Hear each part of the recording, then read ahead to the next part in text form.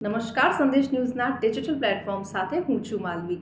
Bollywood actor Saif Ali Khan પર તાજેતરમાં જ એક જીવલેણ હુમલો થયો હતો અને હજુ તો તેઓ આમાંથી બહાર પણ આવી શક્યા નથી, સાજા થઈ શક્યા નથી અને એવામાં એક ખૂબ જ મોટો ખતરો એમની ઉપર મંડરાઈ રહ્યો છે।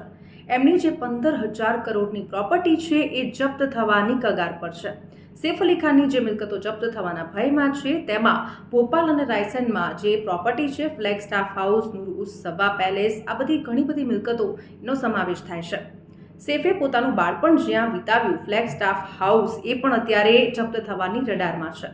મધ્યપ્રદેશના ભોપાલમાં તેમના પરિવારને વારસામાં સંપત્તિ મળી હતી। 15,000 કરોડ રૂપિયાની જે શત્રુ સંપત્તિ હતી એ કસ્ટોડિયન ઓફિસના આદેશ સામે અપીલ કરવાને કારણે અત્યારે લટકી રહી છે।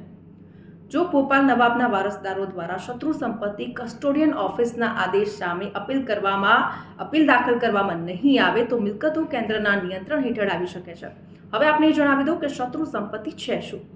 કેન્દ્ર સરકાર એનિમી પ્રોપર્ટી એક્ટ 1968 હેઠળ ભોપાલમાં સ્થિત સૈફ અલી ખાનની સંપત્તિને જપ્ત કરી શકે છે। એટલે કે એનિમી પ્રોપર્ટી એક્ટ હેઠળ ભારત સરકાર તે લોકોની સંપત્તિ પર દાવો કરી રહી છે જેઓ 1947માં ભાગલા પડ્યા પછી પાકિસ્તાન ગયા હતા અને સૈફ અલી ખાનના પટોળી પરિવારની ભોપાલ પ્રોપર્ટી પણ આ જ શ્રેણીમાં આવે છે। મધ્યપ્રદેશ હાઈકોર્ટના જે આ મુદ્દા ઉપર આદેશ આપવામાં આવ્યો, મુંબઈ સ્થિત કસ્ટોડિયન શત્રુ સંપત્તિ સંરક્ષક ઓફિસ સમક્ષ અપીલ દાખલ કરી છે કે કેમ એ હજુ સ્પષ્ટ નથી, પરંતુ સૈફ અલી ખાનના માતા અને પ્રખ્યાત અભિનેત્રી છે શર્મિલા ટાગોર અને અન્ય લોકોએ 24 ફેબ્રુઆરી 2015ના રોજ જ શત્રુ સંપત્તિ કસ્ટોડિયનના નવાબની શત્રુ સંપત્તિ તરીકેના આદેશને હાઈકોર્ટમાં પડકાર્યો હતો। આખો મામલો એવો છે કે ગૃહ મંત્રાલય હેઠળના સત્તાવાળાઓએ આ આધાર પર ચુકાદો આપ્યો હતો કે જે નવાબ મોહમ્મદ હમીદુલ્લાહ ખાનની જે મોટી પુત્રી હતી આબિદા સુલતાન બેગમ એ ભાગલા પછી પાકિસ્તાન એમણે સ્થળાંતર કરી લીધું હતું અને બધી મિલકતો જેને તે ઉત્તરાધિકારી માનવામાં આવે છે તે શત્રુ સંપત્તિ છે।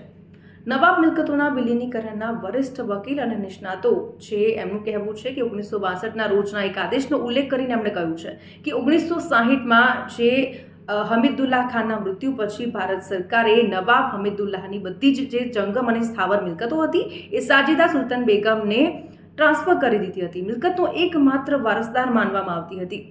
ભારત સરકારને આવી મિલકતો સાજિદા સુલતાન બેગમને ટ્રાન્સફર કરવામાં કોઈ વાંધો તો નથી।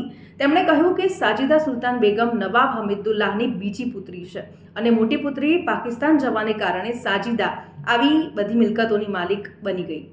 સાજિદાનો પુત્ર છે પટોળી આ મિલકતોનો વારસદાર બન્યો। તેમના પછી સૈફ અલી ખાન આ મિલકતોના માલિક છે જેની અંદાજિત કિંમત લગભગ 15,000 કરોડ રૂપિયા છે। જો કે શત્રુ સંપત્તિના આદેશ બાદ માલિકીનો મુદ્દો વિવાદિત થઈ ગયો, જેને શર્મિલા ટાગોર દ્વારા 2015 વર્ષની અંદર હાઈકોર્ટમાં પડકારવામાં આવ્યો હતો। તો અત્યારે આ 15,000 કરોડની જે પ્રોપર્ટી છે એ જપ્ત થવાના ભય હેઠળ છે। તો આવા જ ઇન્ફોર્મેટિવ અને અપડેટેડ વિડીયોઝ જોવા માટે સંદેશ ન્યૂઝના ડિજિટલ પ્લેટફોર્મ સાથે જોડાયેલા રહો।